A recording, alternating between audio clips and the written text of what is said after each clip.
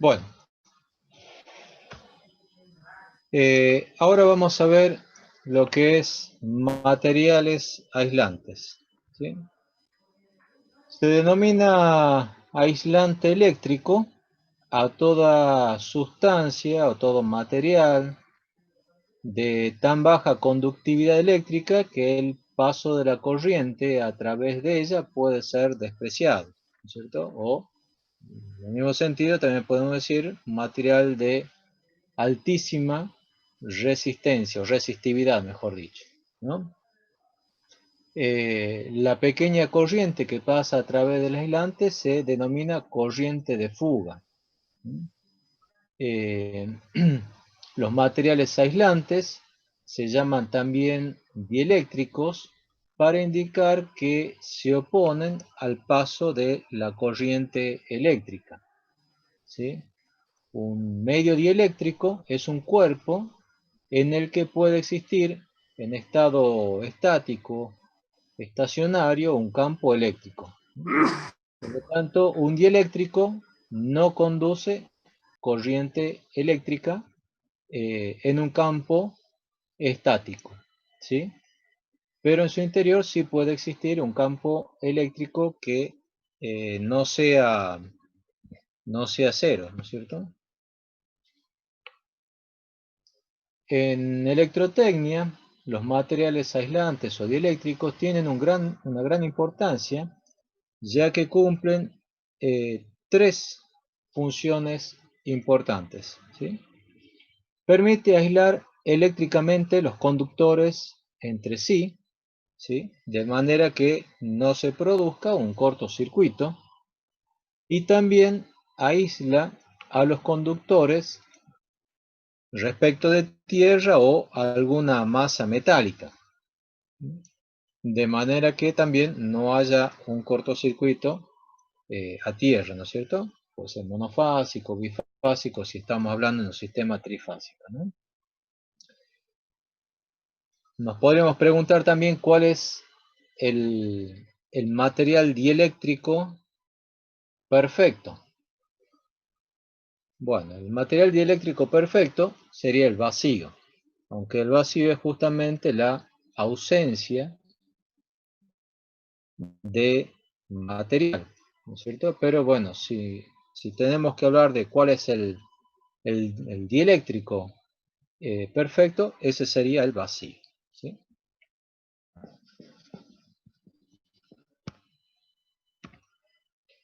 Bueno, hay distintos tipos de aislantes, lo vamos a ver en esta unidad.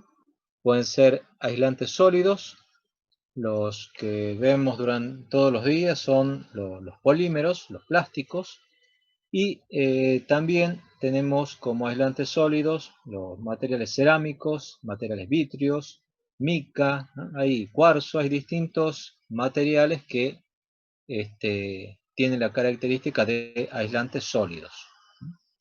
También tenemos aislantes líquidos, como los aceites, y aislantes gaseosos, como por ejemplo el hexafluoruro de azufre, el SF6. Bueno, todo esto lo vamos a ir viendo en la materia.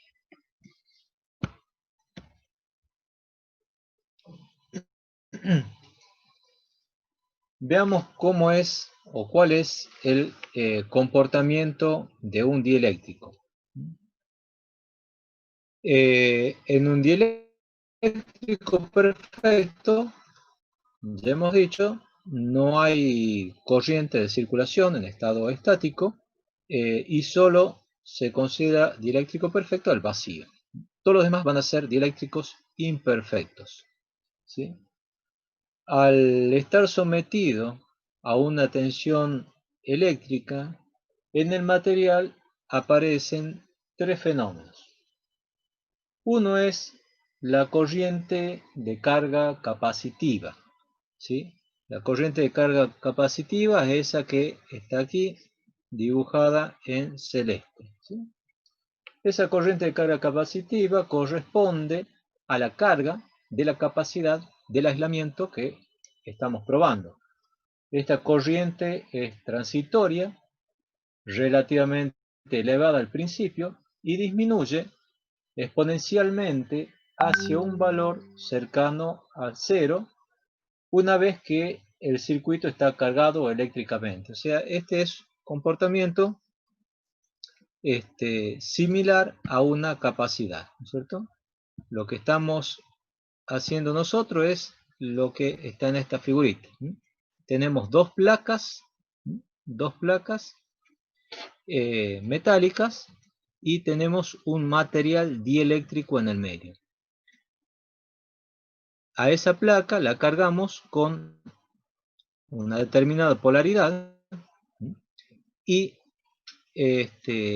esas cargas que están en el interior desordenadas se van a ordenar, se van a orientar según el campo eléctrico aplicado. O sea, las cargas negativas se van a ir al polo positivo, las cargas positivas hacia el polo negativo. Incluso lo que son las moléculas, las cargas negativas se van a orientar, van a tender un poco más hacia el polo positivo y las positivas hacia el negativo.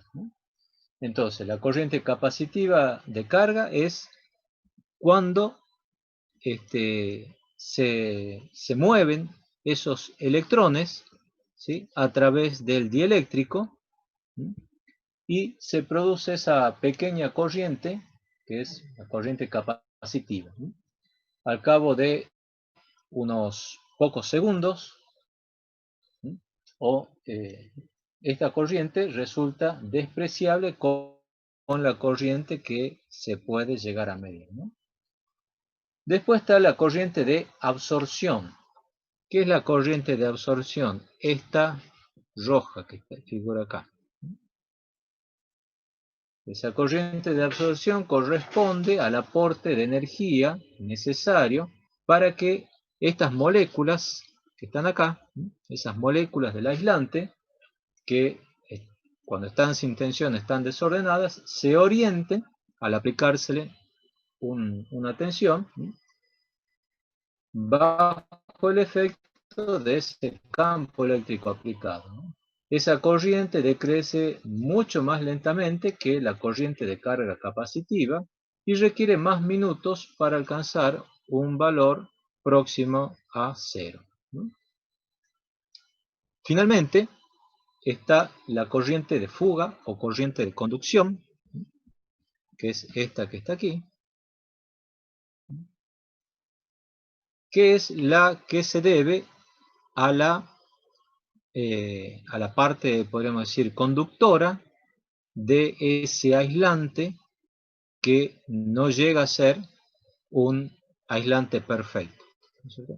Al ser un aislante imperfecto, siempre puede conducir algo de corriente. Cuanto más aislante sea, obviamente esa corriente va a ser menor, ¿no? Esa corriente de fuga, entonces, por lo tanto, es la que va a indicar la calidad del aislamiento, ¿sí? Si bien crece rápidamente, después se estabiliza a lo largo del tiempo. La corriente de carga total, es esta negra y obviamente es la suma de todas esas corrientes, ¿no? O sea, esa corriente total va a empezar con un valor alto debido a la corriente capacitiva de carga y la corriente de absorción, y después va a ir tendiendo al valor de la corriente de fuga, ¿sí?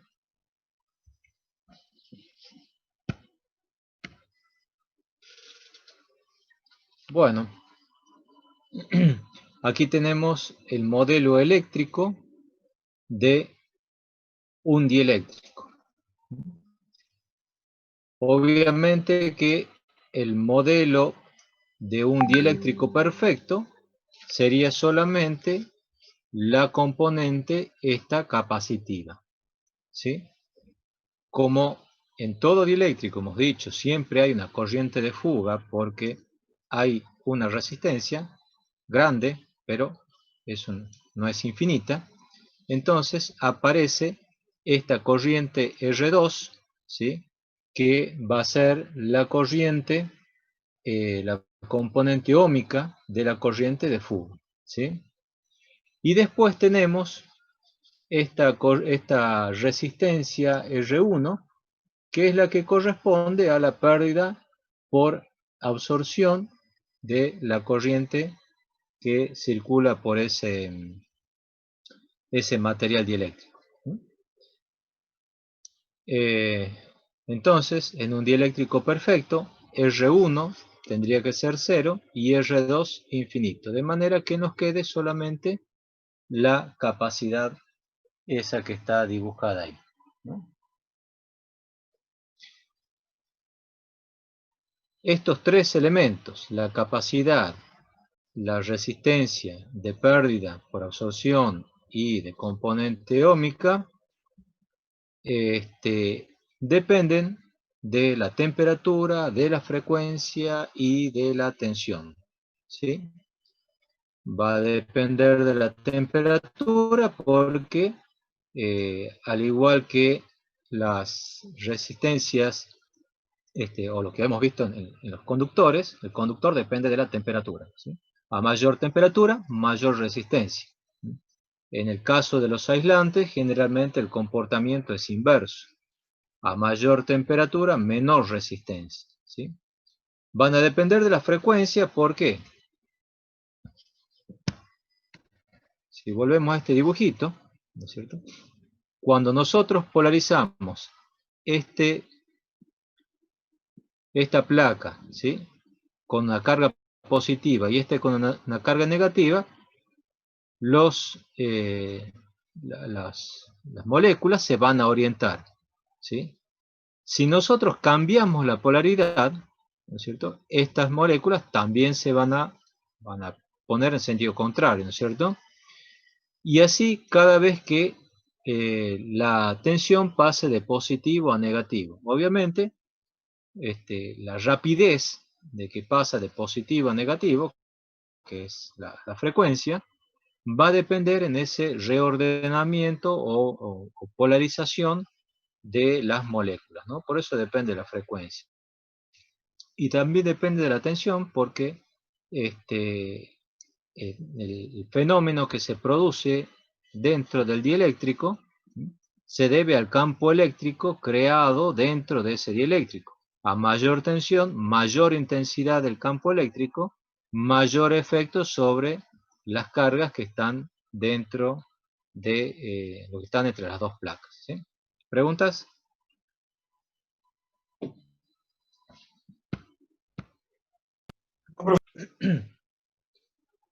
Bueno, vamos a ver distintas propiedades de los aislantes, propiedades eléctricas, químicas, mecánicas, térmicas y físicas.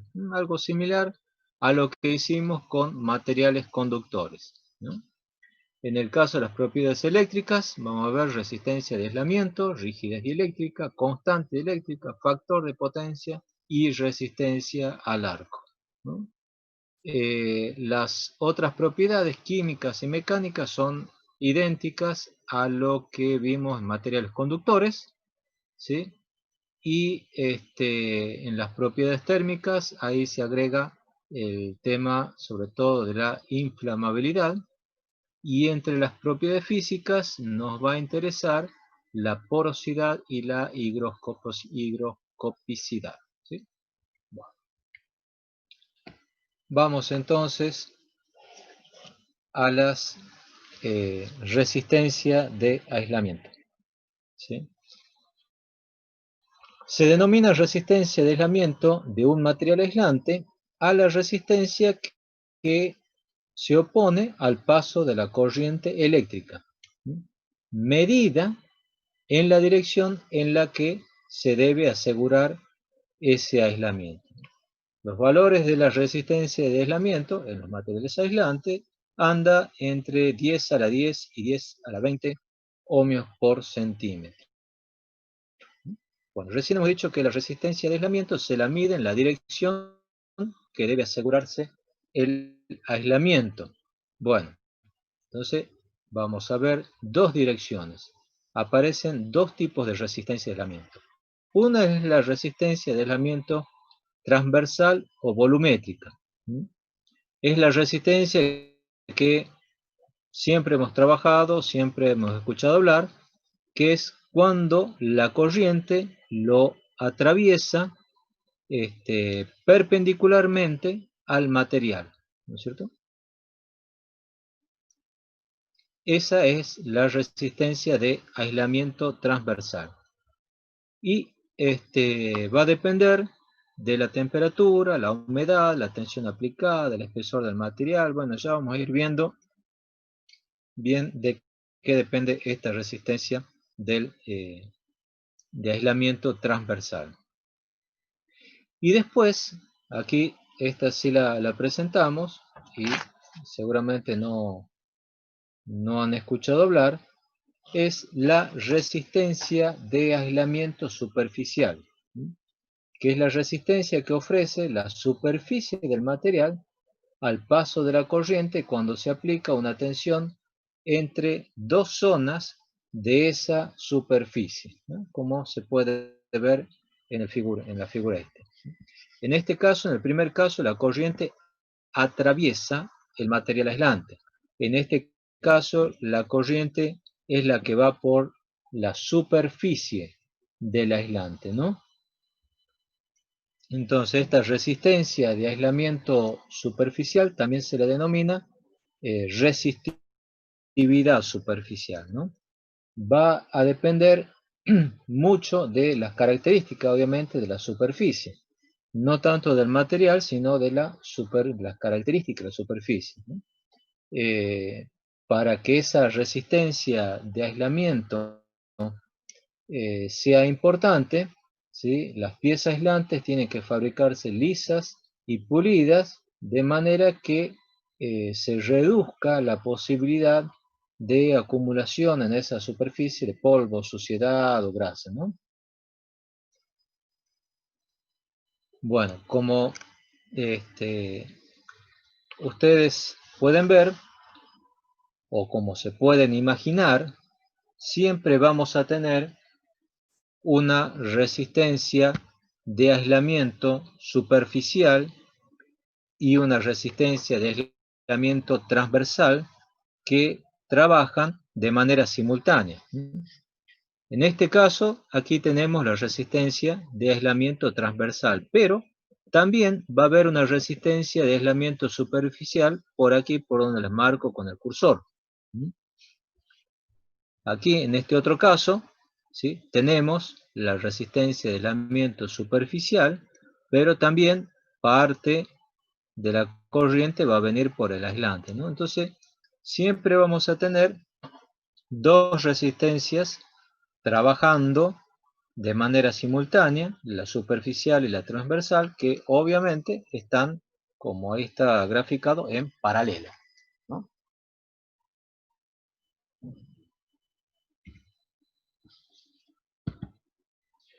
Bueno, en esta diapositiva ustedes pueden ver el comportamiento de la resistencia de aislamiento y la influencia con la temperatura. Habíamos dicho que en los conductores, hemos visto nosotros que la resistencia es una recta que crece. A medida que aumenta la temperatura, aumenta la resistividad. En este caso, con los aislantes, en general, el comportamiento es el inverso. O sea, a medida que aumenta la temperatura, ¿sí? La resistencia va a ir disminuyendo. Cada uno con su mayor o menor medida, ¿no? Algunas palabritas sobre la resistencia de aislamiento superficial. Fíjense la importancia que tiene, que muchas veces no le llevamos el apunte, pero si nosotros analizamos las fallas de aislamiento más comunes en motores, vamos a ver que, por ejemplo, tenemos un 25% que es sobrecarga, un 5% de deterioro de aislantes, un 10% que es una falla de fase, falla de aislación, pero fíjense, de acá tenemos un 43% de lo que es contaminaciones externas. ¿Y a qué se deben las contaminaciones externas? Generalmente aceites y grasas que se acumulan, moho en ambientes húmedos, polvos y partículas en muchos ambientes industriales donde se genera polvo, ¿no es cierto? Y otros productos químicos, ¿no? Entonces, este es un tema no menor que siempre hay que tener en cuenta. No tenemos que preocuparnos solamente por la resistencia de aislamiento transversal, sino por la superficial también, ¿no? Sobrecarga. Claro, las sobrecargas, ¿qué es lo que hacen las sobrecargas? Generalmente deterioran el aislamiento, ¿sí? Lo hacen trabajar a una temperatura mayor que para la cual ha estado diseñada la máquina, ¿sí? Y lo van deteriorando el aislamiento. Toda sobrecarga produce mínimamente un envejecimiento del aislante, ¿no?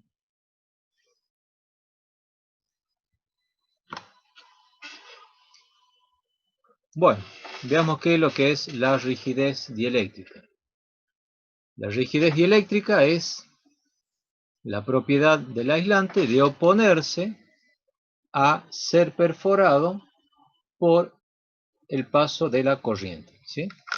Cuando se aplica una tensión entre las dos caras de una pieza aislante, ¿sí? Como estamos viendo acá, esta pieza es atravesada por una pequeña corriente de fuga. Con ello el material aislante se calienta localmente y el calentamiento permite el paso de mayor corriente, ¿no es cierto? Vamos viendo paso a paso el gráfico que está acá. En este gráfico vamos a ver, en el eje de la X está el tiempo y en el eje de la Y la temperatura del dieléctrico. Y ¿qué es lo que sucede? A bajas tensiones eléctricas, el dieléctrico alcanza una cierta temperatura de operación con relativa rapidez, ¿sí? Este caso es el que estamos hablando.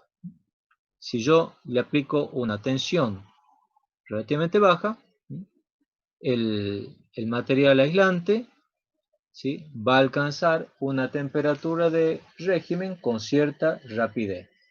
¿Por qué se aplana la curva esa? Bueno, porque se establece un equilibrio entre la potencia disipada en su interior y la transmitida al exterior como consecuencia de la polarización, las corrientes de fuga y además pequeñas perforaciones locales a través del material que se pueden ir dando, ¿sí?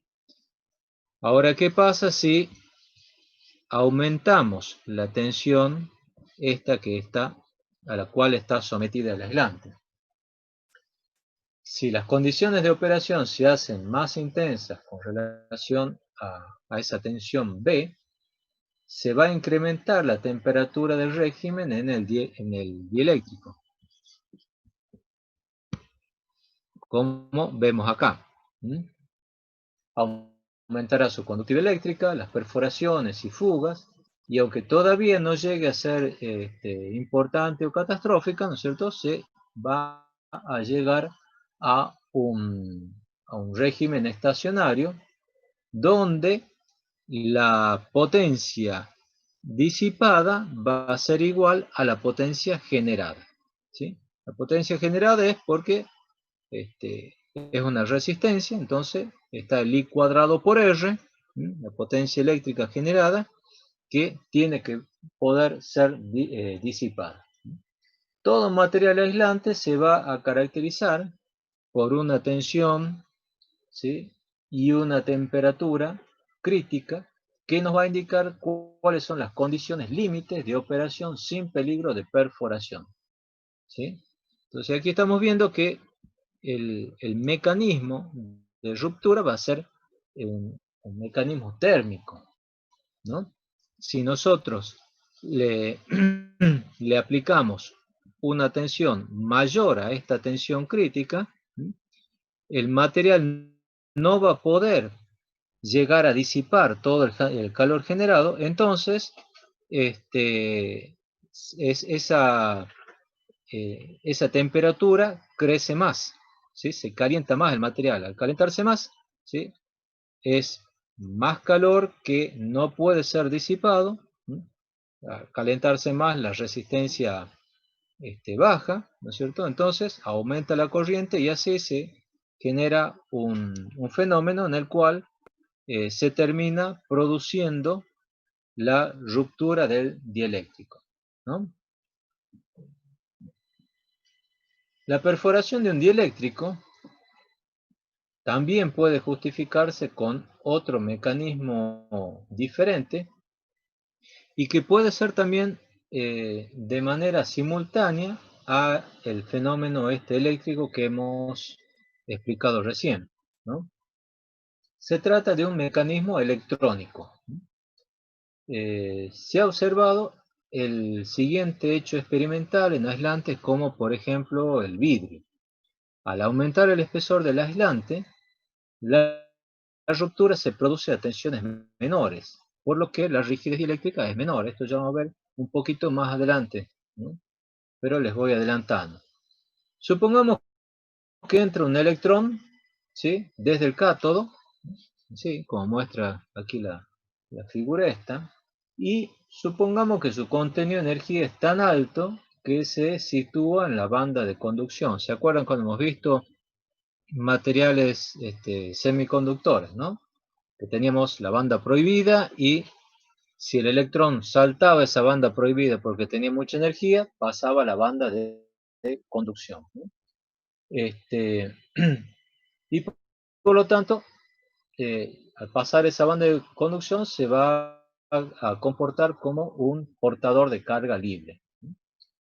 El movimiento del electrón en el interior del material, que está sometido a un alto campo eléctrico, puede dar lugar a choques ionizantes. ¿Qué son los choques ionizantes? ¿Sí? Se da en aquellos casos que es tanta la energía cinética que, bueno, es convertida en potencial al chocar con otro átomo, ¿no es cierto?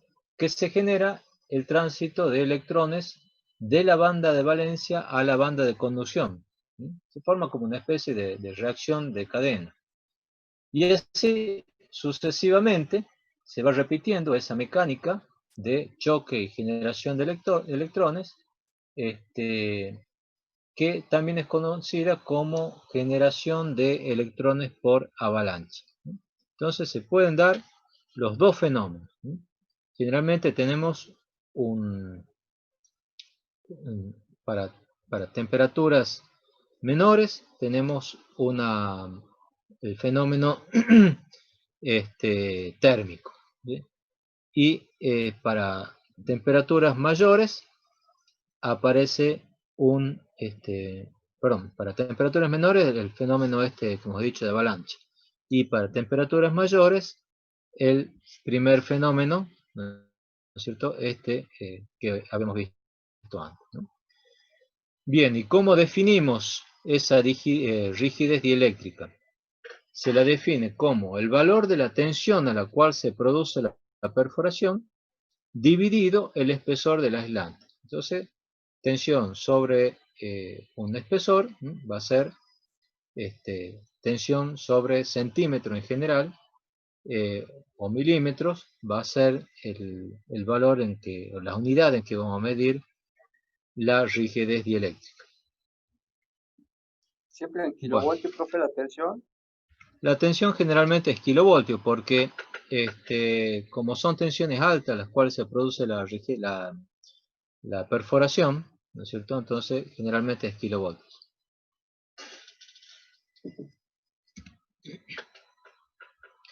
Veamos cuál es la influencia del espesor.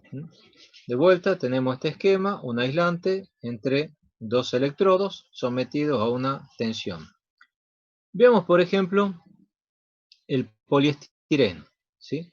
Si yo tengo un trozo de poliestireno de 1 milímetro, aquí está uno, entre los dos electrodos, bueno, voy a tener una tensión de perforación de cuánto, está entre 6.000 y 8.000, pero bueno, esto es logarítmico, será un poco menos de 6.500, pero andará, digamos, 6.500. 6.500. ¿Ah? Bueno, 6.500. ¿qué pasa si ese espesor aumenta de 1 milímetro a 10 milímetros? Aquí teníamos 6.500. Entonces, si es proporcional, nos tendríamos que ir a 65.000, ¿cierto? Pero si nos vamos a 10 milímetros, una lámina de 35.000. poliestireno de 10 milímetros, ¿a cuánto nos vamos? 35.000.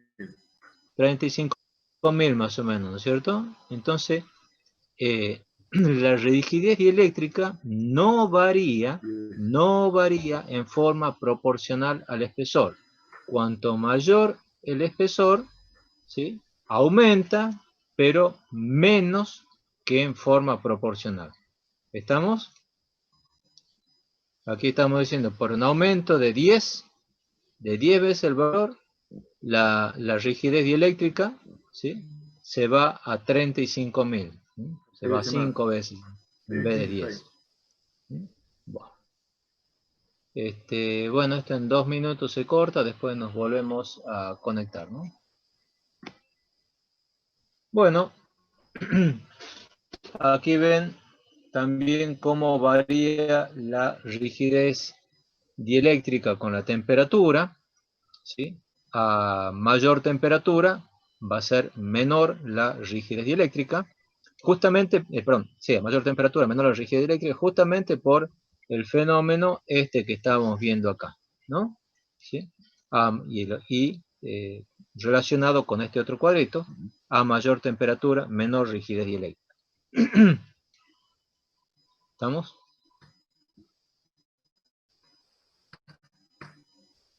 Bueno, si hablamos de lo que es los fenómenos de ruptura dieléctrica, hay dos posibilidades claramente distintas.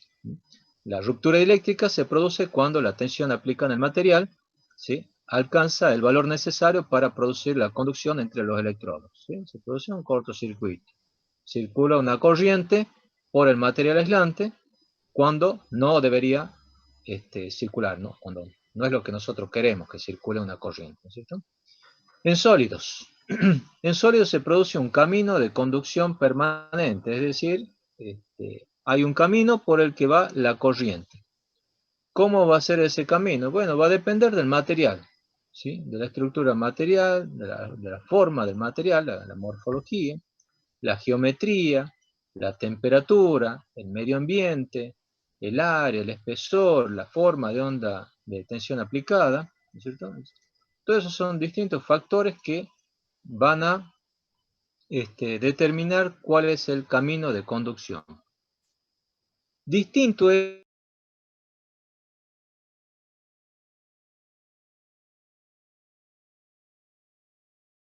los líquidos y gases, ¿sí? Es distinto que en el caso de los sólidos, porque si bien se produce una descarga en ese medio, el material se autocicatriza porque se evapora, ¿sí? Eso hace que el material sea, por así decirlo, regenerable, ¿no es cierto? La conducción en gases va a depender de las impurezas que tenga ese material, en especial el contenido de agua y oxígeno, ¿sí? El agua que disminuye la rigidez dieléctrica y el oxígeno que, bueno, permite la combustión, ¿no es cierto?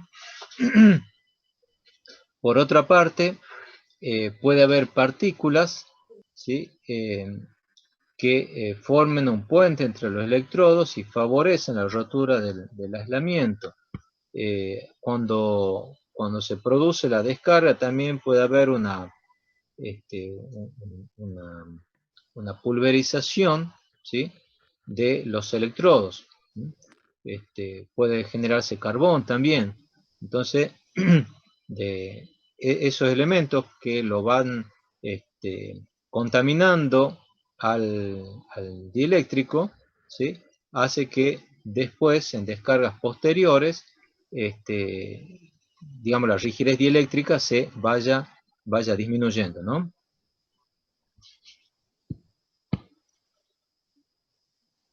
Bueno, en resumen, aquí podemos ver distintos tipos de fenómenos que hemos estado viendo. Supongamos que tenemos aquí un aislante, ¿sí?, un aislador, y el conductor, ¿sí?, amarrado en el aislador, ¿no? Entonces, vamos a tener distintas posibilidades. Uno es que la corriente lo atraviese perpendicularmente al material. Obviamente aquí estamos hablando de una corriente de fuga. ¿Qué resistencia de aislamiento sería esta?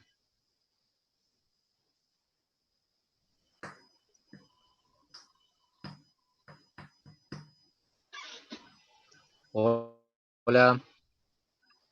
¿Cómo, profe?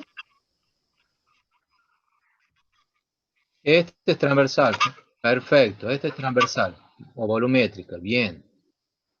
También vamos a tener una corriente que hace lo que se llama el camino de hormiga, que esta sería la resistencia de aislamiento.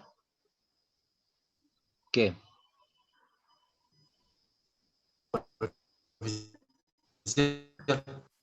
Superficial. Después tenemos lo que es la perforación, ¿sí? La perforación se da cuando tenemos una diferencia de potencial aquí más grande, puede ser alguna sobretensión, y sumado generalmente a que haya alguna impureza, ¿sí?, dentro del material que hace que disminuya, digamos, la resistencia que hay a lo largo del material, o también puede ser burbujas de aire que hayan quedado adentro, que se ionizan y se vuelven conductores, ¿no? Y se produce la perforación. Y por otro lado también podría darse la descarga, ¿sí?, que eso ya va por afuera del material directamente, ¿no?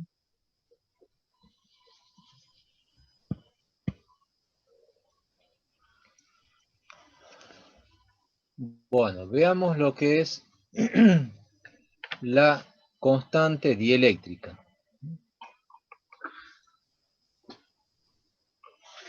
El empleo de los materiales aislantes en la construcción de condensadores y los efectos capacitivos que aparecen en los cables de transmisión de energía eléctrica e incluso en la construcción de los propios capacitores, hace necesario conocer las constantes dieléctricas de los materiales aislantes utilizados en las aplicaciones, tanto de cables, sobre todo, como de capacitores, propiamente dicho. ¿Qué es la constante dieléctrica? ¿Sí?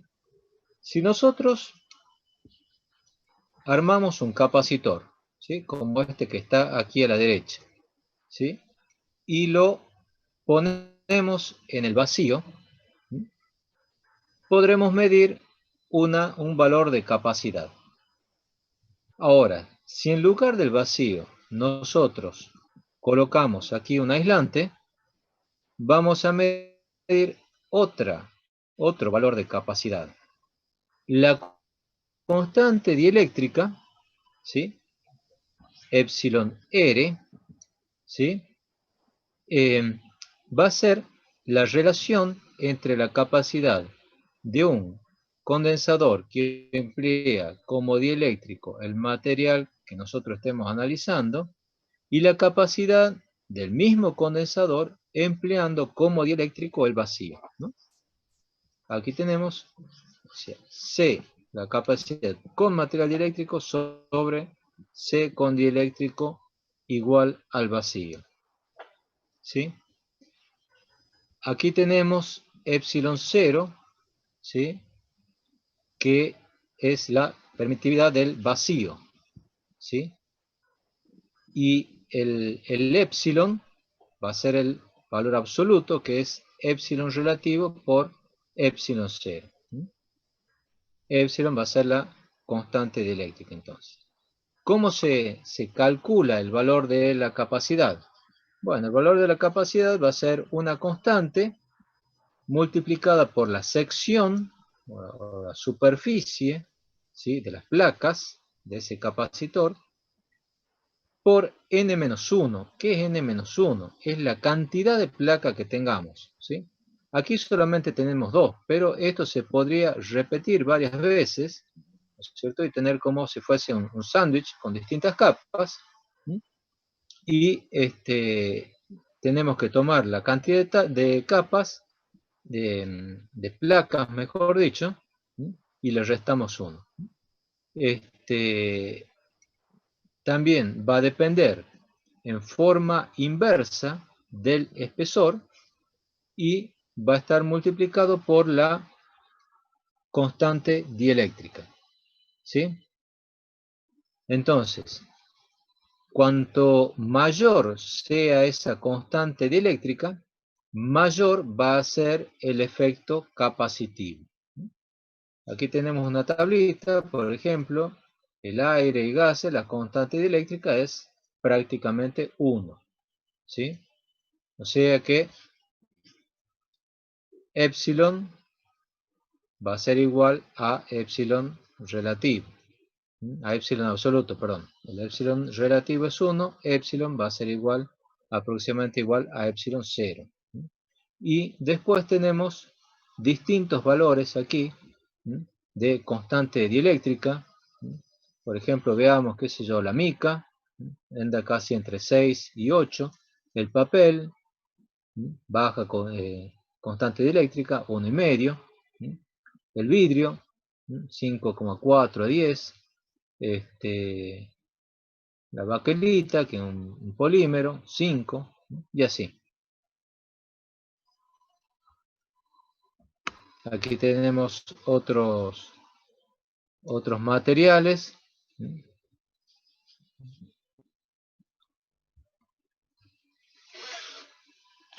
Y vamos a hablar ahora de cómo se las caracteriza a esas pérdidas dieléctricas, ¿sí?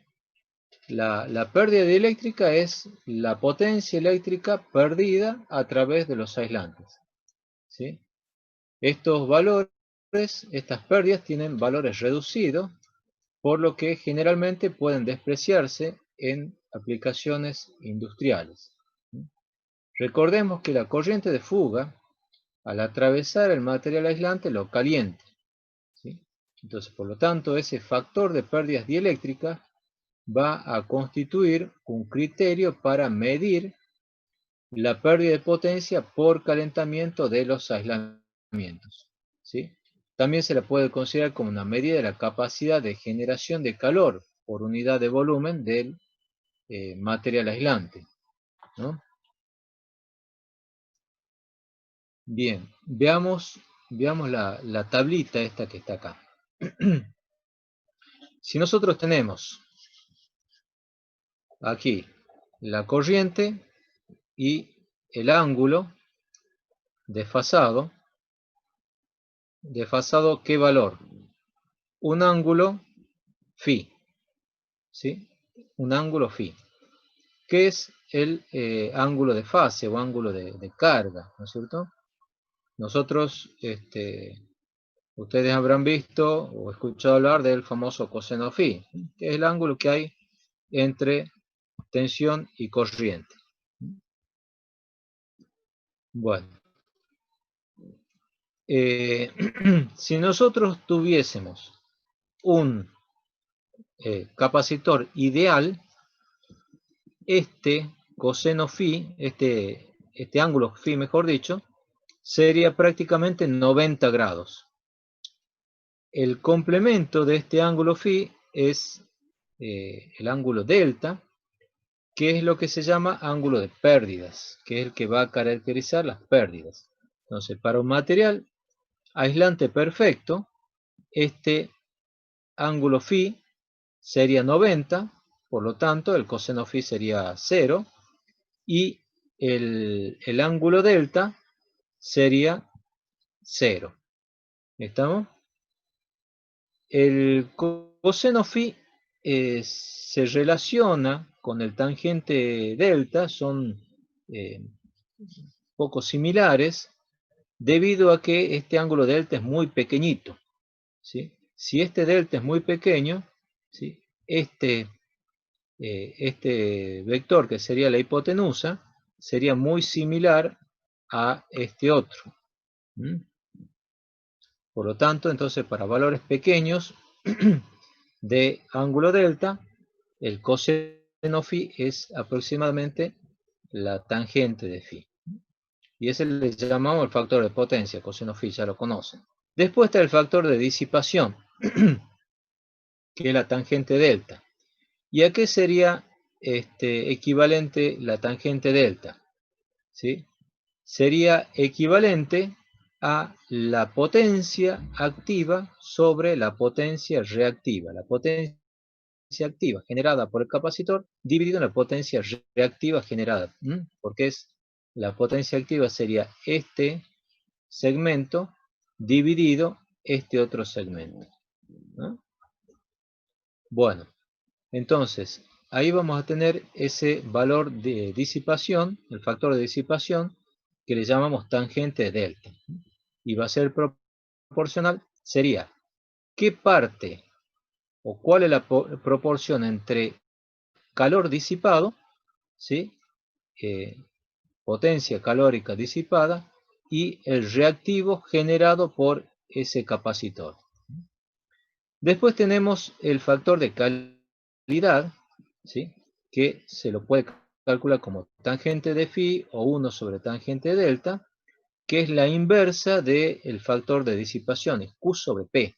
O sea, cuánto reactivo me genera, ¿sí? Por cada parte de activo que me consume ese material, ¿no? Entonces, ¿por qué se llama entonces factor de calidad? Porque cuanto mayor sea esta relación, va a significar que se comporta más como un capacitor, ¿sí? Si no, no se comportaría como una resistencia. En el caso de una resistencia, este Q sería chico y este P sería grande. Por eso es que si el Q es mayor que 1000, estamos hablando de excelentes dieléctricos. Si es mayor que 100, buenos, y si es menor que 100, ya estamos hablando de malos dieléctricos. Bueno, aquí yo les armé una tablita con los valores de delta, phi, tangente phi, coseno phi, potencia activa, reactiva y épsilon por tangente delta, que es lo que llamamos factor de pérdida, para un capacitor ideal y para una resistencia ideal. ¿Estamos?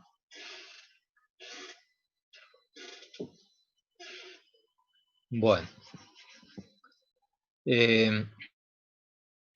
También se puede calcular la energía almacenada en un dieléctrico como, esto ustedes seguro ya lo han visto, C por B al cuadrado sobre 2. La capacidad por la tensión aplicada al cuadrado sobre 2. Eso ya seguramente lo han visto.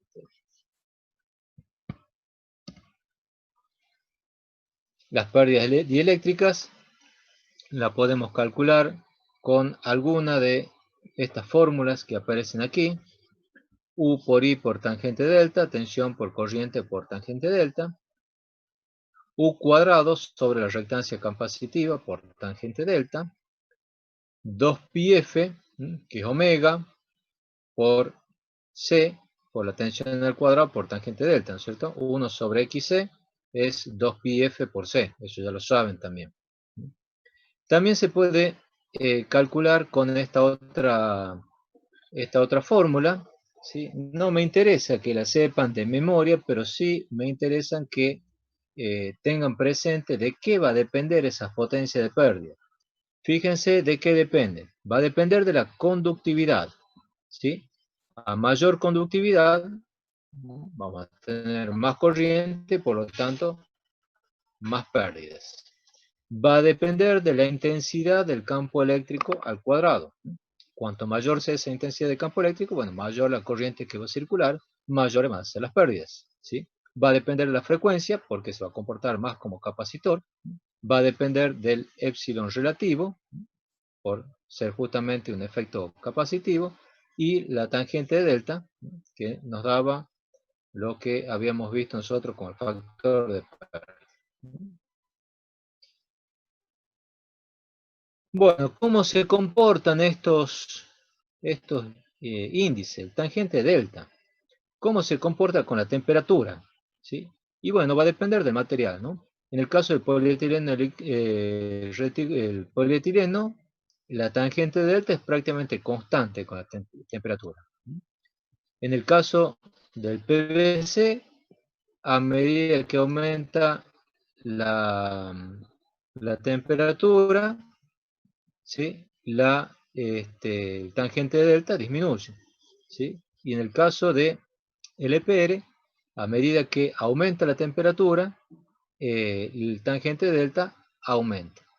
Ahora, ¿qué es lo que pasa con el espesor? ¿Sí? También, piensen aquí el espesor, a medida que aumenta el espesor, en el caso de la porcelana, la tangente delta aumenta. ¿Qué pasa con la temperatura? Aquí está la porcelana electrotécnica. Sería algo similar a este otro. ¿Qué es lo que pasa con la porcelana? A medida que aumenta la temperatura, aumenta la tangente delta. ¿Sí? O sea, este fenómeno, entonces, la variación con la temperatura va a depender del material.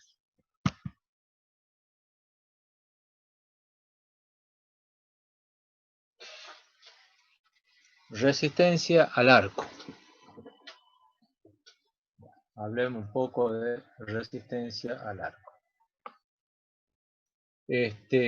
Algunos elementos que emplean materiales aislantes para alguna función específica, Profe, disculpe, interruptores, conmutadores. ahí me apareció una alerta de la asistencia. La asistencia, sí, ya le digo. A ver, ya lo pongo en el chat.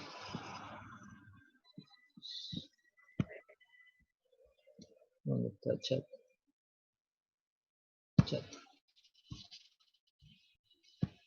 Es R285PE.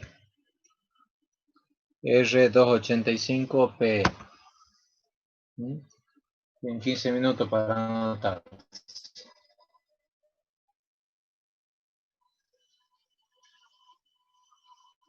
Mientras se anotan, les voy a hacer los siguientes pedidos. Uno es que tratemos de entrar en horario, ¿sí? La clase empieza a las 9:30, no cuesta nada, si ya que estamos en la casa, encender la computadora o el celular un rato antes, buscar el link un rato antes y estar preparados para empezar las clases a las 9:30. Porque es molesto estar admitiéndolos a los que llegan tarde, porque me distraen cuando estoy dictando la clase, ¿sí? Y lo mismo cuando hay reconexiones, hay algunos que se duermen parece y los tengo que admitir más tarde. Así que por favor, entonces, tratemos de ser puntuales cuando empiecen las clases y a no dormirse, ¿no? Por lo menos, ya que ninguno prende la camarita para que le vea la cara, por lo menos háganme creer que yo lo estoy, que están presentes del otro lado. Bueno, profe. Bueno.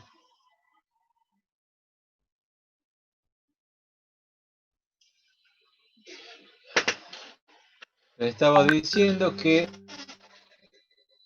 hay algunos elementos, mecanismos que emplean materiales aislantes, como ser interruptores, conmutadores, que están frecuentemente sometidos a la acción de arcos eléctricos que pueden llegar a deteriorar o incluso inutilizar el aislamiento según la corriente que tenga que cortar y el material de los electrodos y de los aislantes, ¿no? Dado que los arcos que se producen, que tienen que cortar estos dispositivos, generan una gran cantidad de energía calórica, a menudo destructiva para los contactos del interruptor, ¿sí? La tecnología tenía que hallar maneras de limitar la duración del arco y desarrollar contactos que puedan soportar el efecto del arco una y otra vez, ¿sí? Eso es la función de los interruptores, ¿sí? El arco eléctrico es una conducción iónica, por lo que el medio donde se produce es un gas o un aislante líquido que luego se vaporiza. ¿A qué le damos resistencia al arco? Tiempo que un aislante es capaz de resistir los efectos destructivos de un arco antes de inutilizarse por haber formado un camino carbonizado conductor sobre la superficie del aislante, ¿sí? Entonces, ¿cuáles son los efectos? Carbonización y agrietamiento, ¿no?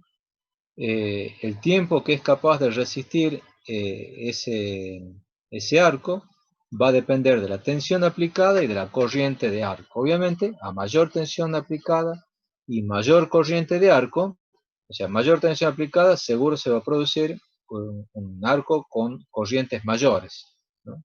Y por lo tanto, el material tiene que tratar de soportar esas corrientes de arco, ¿sí? Hay distintas tecnologías para controlar ese arco eléctrico. Aquí solamente las menciono. El grupo que le toque gases, ¿sí? Tiene que investigar un poquito sobre estos tipos de extinción de arco. De manera rápida tenemos las cámaras apagachispa. Puede ser también por refrigeración, o sea, se recibe como un soplo de aire, o colocándole interferencias en el camino, ¿sí? Como en este caso, ¿no? Que son placas que hacen que se alargue ese arco. Bueno, vamos a las propiedades eléctricas, los ensayos de las propiedades eléctricas, ¿no? Para poder analizar las propiedades eléctricas que tienen los materiales aislantes, hay que someter ese material a una serie de ensayos, ¿sí? Hay muchos métodos. Nosotros vamos a ver someramente algunos nomás. Ahora, para poder hacer un ensayo, se lo hace sobre probetas y electrodos, ¿sí? ¿Qué son las probetas y electrodos? Bueno, son trozos de materiales a los cuales se quiere probar que tienen forma y dimensiones determinadas, ¿sí? Las propiedades eléctricas, ya hemos dicho nosotros, que están considerablemente influidas por el valor de la tensión aplicada, la humedad, la temperatura, etc. Por eso es que antes de comenzar un ensayo, es conveniente, y muchas veces las normas así lo determinan, que esas probetas sean sometidas a distintos tratamientos previos con el objeto de homogeneizar o regularizar las condiciones iniciales y reducir al mínimo la influencia que éstas puedan tener sobre el resultado, ¿no? Entonces, por eso es que así se le aplican, por ejemplo, tratamientos térmicos, de calentamiento, mecánicos, en los que se someten a las probetas de esfuerzo de tracción, flexión, compresión, doblado, torsión, humedad. En este caso puede mantenerse a temperatura ambiente,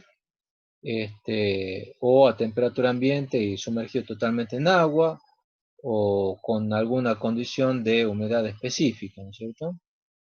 Y a veces también hay tratamientos químicos donde se somete el material a la acción de ciertos materiales químicos durante algún tiempo en particular, ¿no?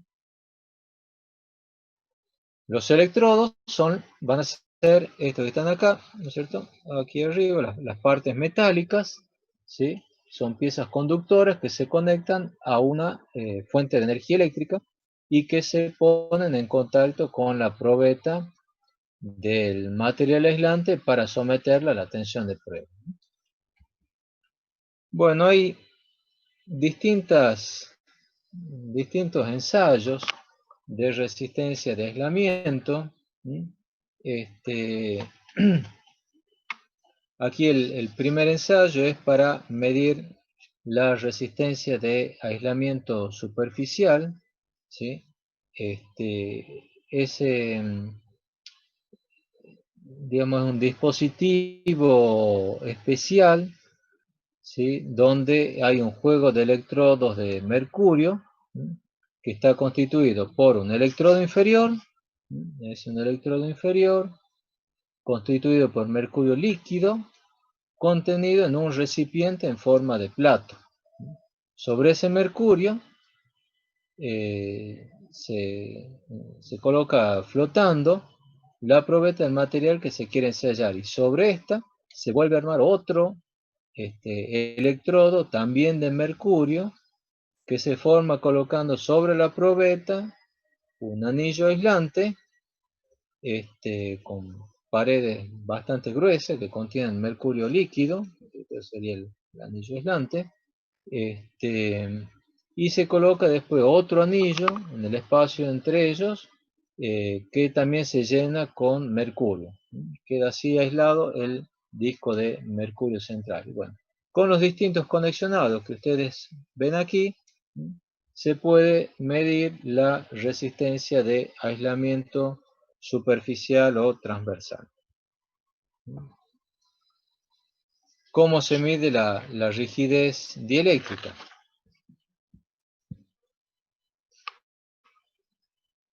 La rigidez dieléctrica se mide aplicando una tensión sobre las dos caras del material que se quiere analizar, ¿no es cierto? Y se va a dividir, se va a hacer el cociente entre la tensión aplicada y el espesor, o sea, tensión aplicada en la cual se produce la perforación, dividido el espesor. Entonces, puede ser de esta manera, con bola y disco, cuando el material es plano, o entre dos bolas, cuando el material es curvo, la probeta es curva. En el caso que el espesor sea más grande, a veces se utiliza este método donde la bola se mete un poco en la probeta. Las pérdidas dieléctricas, ¿sí? Se la pueden medir con este puente, que ustedes seguramente lo han visto en el laboratorio, donde se utiliza una resistencia, un capacitor patrón, y aplicando estas formulitas, ¿sí? Se puede calcular cuánto vale la resistencia y la capacidad que queremos medir, ¿no es cierto? Entonces, conociendo la resistencia y la capacidad, podemos calcular el factor de disipación, el factor de calidad, el factor de potencia, el factor de pérdida, bueno, todo lo que nos interese. La constante dieléctrica. La constante dieléctrica, ¿cómo se la mide? Bueno, se acuerdan que teníamos que hacer el cociente entre el capacitor en vacío y el capacitor con el material. Bueno, hay instrumentos para poder hacer ese ensayo, ¿no? Aquí ustedes pueden ver cómo se forma el capacitor ese y en el medio se va a poner el material dieléctrico. En cuanto a lo que son las propiedades mecánicas, no me voy a detener porque todo esto ya lo hemos visto en materiales conductores. Esfuerzo sobre material, esfuerzo de tracción, compresión, flexión, corte. Esto es exactamente lo que hemos visto para materiales conductores, propiedades mecánicas, ensayo de resistencia a la tracción, compresión, al corte, ensayo de resistencia a la flexión, plegabilidad, dureza, lo que es resiliencia, tenacidad y maquinabilidad también ya lo hemos visto. Resistencia al choque, ¿sí? También esto lo hemos visto. Y vamos a las propiedades físico-químicas. En este caso, también algunas ya lo hemos visto, como peso específico, densidad. Y aquí sí me voy a parar un poco, la porosidad e higroscopicidad, ¿sí? ¿Qué es la porosidad? Un material es poroso cuando, por decirlo así, de manera simple, está lleno de agujeros, ¿sí? La porosidad es la medida de espacios vacíos en el material, ¿sí? Es la fracción del volumen de huecos sobre el volumen total, ¿sí? Se puede decir es un 50%, un 20%, un 80%, lo que sea, o el porcentaje dividido en 100 nos daría un valor por unidad, entre 0 y 1. ¿Cuáles son las consecuencias de que un material sea poroso? ¿Sí? Uno es la posibilidad de compresión y dilatación. Pensemos, por ejemplo, una esponja. Una esponja la podemos apretar y estirar, ¿no es cierto? Material poroso es permeable a gases y líquidos, o sea, puede ser atravesado por gases y líquidos e incluso puede almacenar, ¿sí? Un gas o un líquido. ¿Sí? También el tema de la porosidad complica en el sentido de que puede acumular suciedad o humedad. Y al haber aire, si nosotros lo sometemos a ese material a un campo eléctrico, ese aire que está adentro puede ionizarse y producirse una descarga más fácil que si fuese un material sólido. Obviamente, si un material es poroso, es higroscópico, ¿sí? Un material higroscópico es un material que puede absorber humedad, ¿sí? Puede absorber humedad o puede, en general, absorber algún líquido también. ¿Qué es lo que pasa? Si nosotros tenemos un material, pensemos en la madera. La madera es porosa y por lo tanto es higroscópica. Si en esa madera penetra humedad, obviamente la rigidez dieléctrica va a caer, ¿cierto? Ahora, ¿qué pasa si a esa madera, por ejemplo, la impregnamos en un aceite? ¿Sí? El aceite es un material dieléctrico. Por lo tanto, una madera impregnada con aceite va a tener una rigidez dieléctrica mejor que la madera antes de ser impregnada, ¿sí? Si nosotros vemos estas dos imágenes, ¿sí? La madera de arriba va a tener una rigidez dieléctrica mejor que la madera de abajo. Entonces, ¿es malo que un material sea poroso? Y bueno, depende de cómo lo usemos, ¿sí? Por ejemplo, volvamos a la madera. La madera es un dieléctrico que al poder absorber humedad no es tan buen dieléctrico, ¿cierto? Pero es barata, entonces tiene esa ventaja. Ahora, si combinamos el factor costo de la madera, que es barato, ¿sí?, con la impregnación de la madera, entonces nosotros vamos a poder obtener un material más económico, o sea, no, un poco más caro obviamente que la madera sola, pero puede ser con una rigidez dieléctrica, una resistencia alta, una baja posibilidad de conducción, suficiente para alguna aplicación que nosotros tengamos interés. Por otra parte, la madera se la utiliza así por sí misma también como aislante. Ustedes se habrán cansado de ver postes de madera en la ruta, ¿sí?, para tendidos de distribución, buenos barrios, ¿no es cierto? Entonces, si esa madera nosotros la usáramos tal cual está, no nos sirve. Para evitar que sea atacada por hongos o por insectos, se la impregna con un material que repele esos bichos u hongos, ¿no es cierto?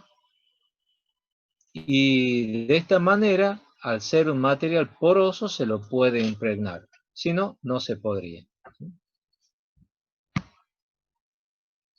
Gutiérrez, por favor, a no dormirse, ¿no?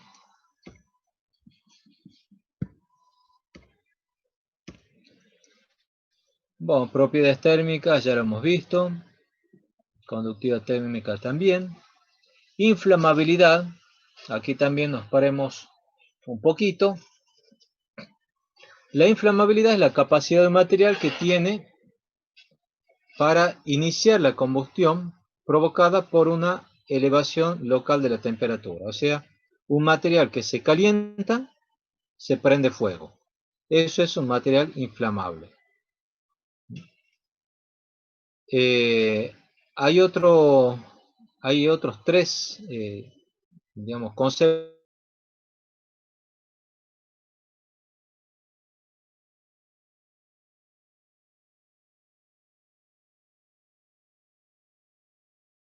Pues, como cuestiones de comportamiento del material con la temperatura, podríamos hablar del punto de reblandecimiento, ¿sí?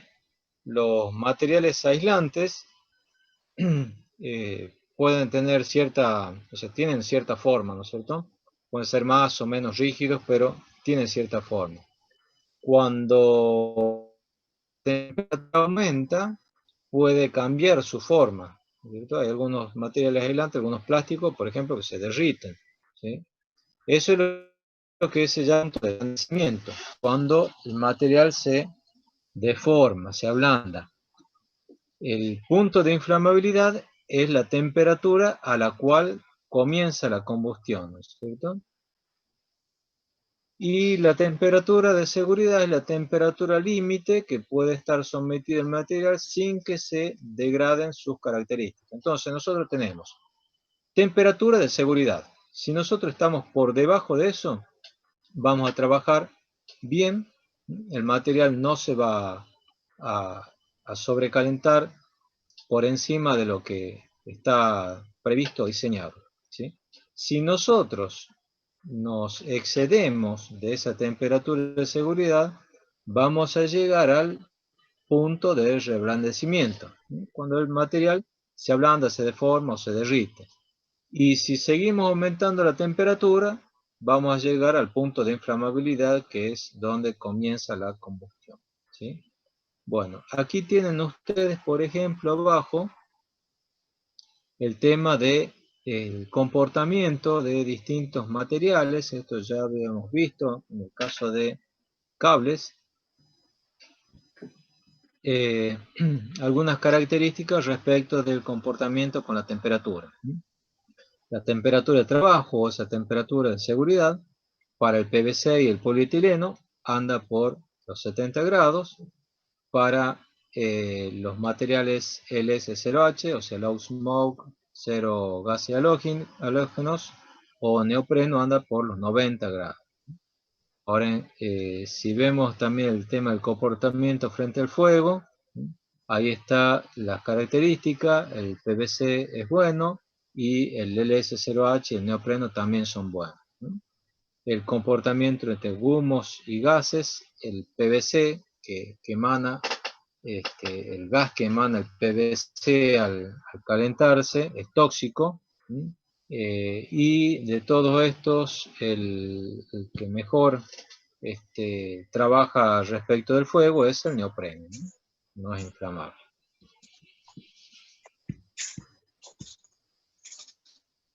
Propiedades químicas, esto también es importante en el caso de los aislantes. ¿Qué agentes están sometidos los aislantes que lo van deteriorando? Uno puede ser, por ejemplo, el ozono, ¿sí? El ozono se produce al ionizarse el aire, generalmente porque hay una alta tensión aplicada. Entonces, en instalaciones donde hay alta tensión, se produce el ozono.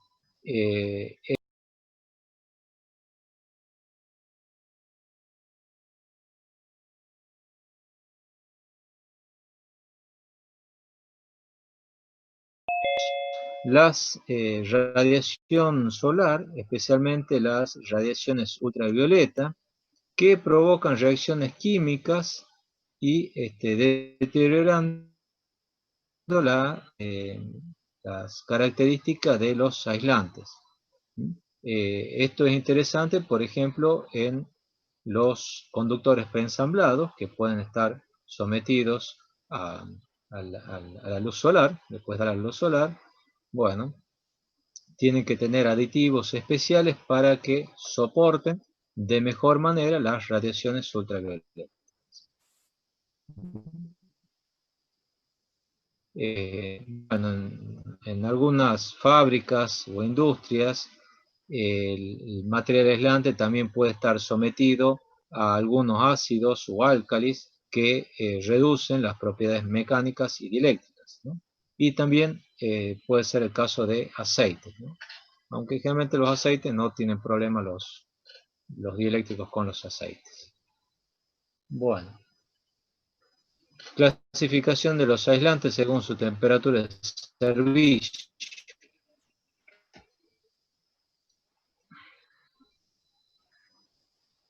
¿Cuáles son los factores que afectan la vida útil del aislante? Una falla mecánica se produce por una disminución gradual de las propiedades mecánicas al soportar una sobretemperatura de un determinado tiempo, ¿no? O sea, un aislante que es sometido a una alta temperatura se va deteriorando el aislante. Y después está la resistencia mecánica, que son las propiedades mecánicas y esfuerzo a los que está sometido.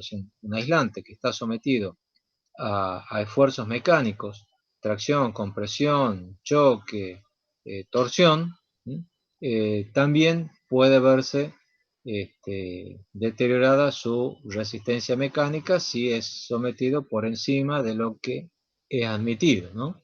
Pensemos simplemente, por ejemplo, en algunos cables, ¿sí? Y el radio de curvatura que pueden admitir, ¿no? Otro factor que afecta la vida útil del aislante puede ser el oxígeno, el ozono, como hemos dicho recién, las radiaciones solares y la humedad o productos químicos que puedan ingresar a materiales que tienen cierto grado de porosidad. El régimen de trabajo es importante, o sea, tiempo y frecuencia de funcionamiento. Esto se refiere a que un material aislante,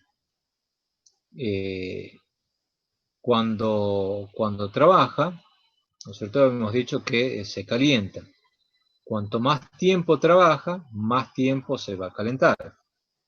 Y si por ahí trabaja con algunas sobreextensiones, entonces va a ser mayor el calentamiento, ¿cierto?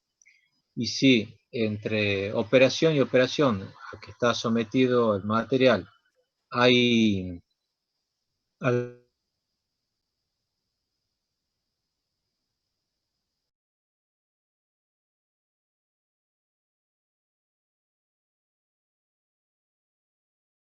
temperatura ambiente, se va a agregar.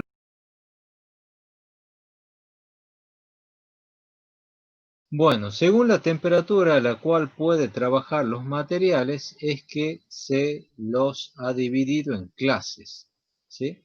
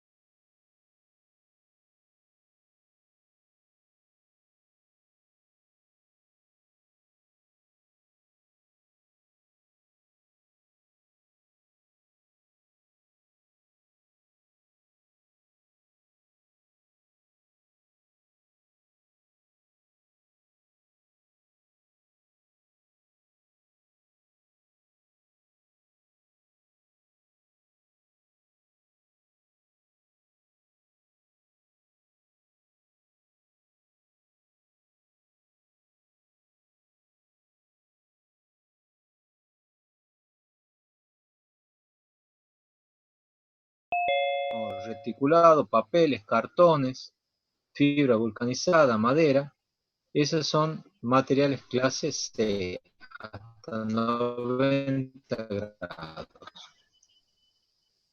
Clase A, tenemos materiales de la clase anterior que pueden haber sufrido algún, o haber no sufrido, sino estado sometido a algún tipo de impregnación, ¿no?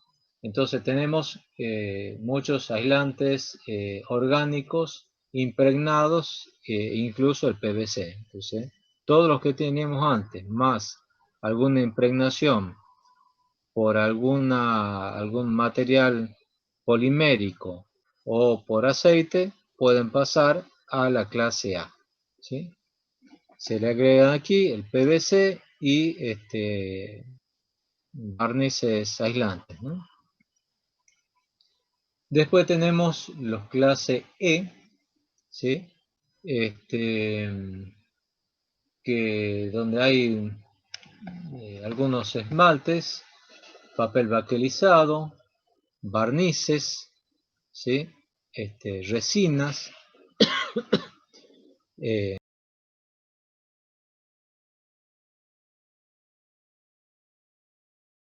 inorgánicos con aglomerantes orgánicos, ¿sí? Entonces aparecen materiales a base de mica, fibra de vidrio, ¿sí? Con algunos aglomerantes, ¿sí? Que pueden ser en general resinas poliuretanas. También aquí está el caucho, que ya lo vamos a ver más adelante. Después, ¿qué más? Tejido de vidrio, barnices de resinas de melamina y epoxídicas y de poliéster. Todo eso es lo que aparece como clase B. Como clase F aparecen también compuestos de materiales inorgánicos con aglomerantes orgánicos, pero en este caso que trabajan a mayor temperatura. También aparece la mica, fibra de vidrio, ¿sí?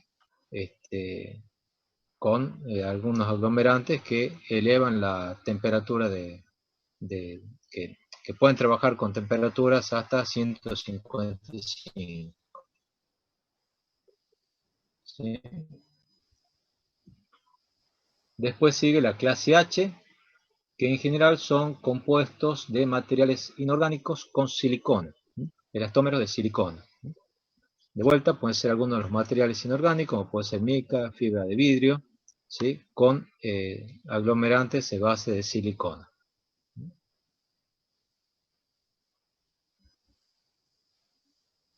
Después sigue la clase C, que son compuestos de materiales inorgánicos con o sin aglomerantes inorgánicos. ¿Bien? Pueden ser, en este caso, materiales inorgánicos puros, como por ejemplo la mica, el vidrio, la porcelana, el cuarzo. ¿Sí? Aquí se hacen muchos aisladores, por ejemplo, de porcelana o de vidrio. Bueno, aquí tienen una tabla de resumen de lo que les hemos visto recién de la clase de los materiales.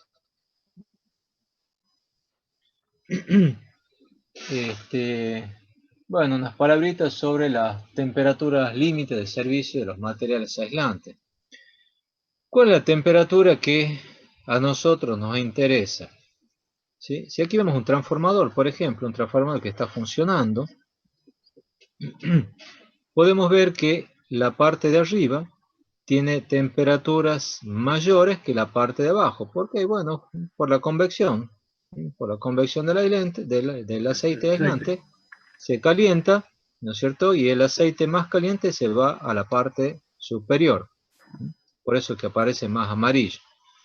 Entonces, cuando diseñamos un transformador y nos interesa el aislante, lo que tenemos que ver es la máxima temperatura que puede alcanzar el aislante en cualquier punto. ¿Sí? Esa va a ser la temperatura que nosotros tenemos que considerar. Se toma generalmente como temperatura ambiente 40 grados. ¿Sí? Y el valor máximo de aumento de temperatura va a ser la temperatura del punto más caliente menos esa temperatura ambiente. O sea, es el delta de temperatura que puede tener el material. Bueno, aquí tienen ustedes la tablita, donde está la temperatura ambiente, el aumento sobre la temperatura ambiente, ¿sí? Y la temperatura límite media y el aumento máximo de temperatura en el punto más caliente. Bueno, el resto son algunas transparencias donde se muestra las distintas clases de aislantes y los tipos y en dónde se los utiliza, ¿no? Eso ustedes lo pueden ver tranquilo. Bueno, hasta aquí la clase de hoy. He terminado un poquito antes que presentar el tema y bueno, 15 de agosto ya tendría que estar presentando el borrador, ¿no? 20 más tardar. Profe, disculpe que lo interrumpa. Diga. El lunes que viene capaz que entro un poco más tarde. Bueno. Bueno. Ahí, porque hay mesa de final el día ese y no sé bien la mecánica para cómo lo van a tomar. O sea, es 1 por 1 a través del Zoom, pero no sé cómo y el tiempo que nos va a llevar. Ajá, bueno. Bueno, cualquier cosa me avisan y me mandan un mensajito al grupo. ¿Sí? Bien, Todos profe. Los que estén rindiendo, me avisan a las 9, quién sigue rindiendo después de las 9.